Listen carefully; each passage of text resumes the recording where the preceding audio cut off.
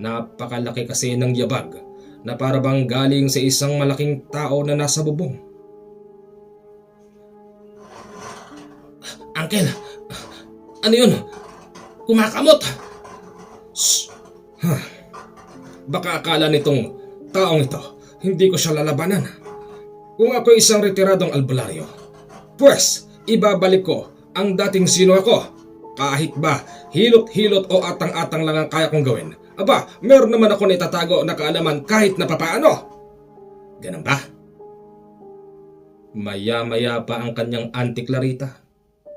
Lumabas ng bahay bitbitang itak. Hinamon nito yung nasa itaas ng bubong. Bumaba ka rito! Hindi ako natatakot sa'yo! Clarita, halika rito! Lumabas din ang mag-uncle. Nakita nilang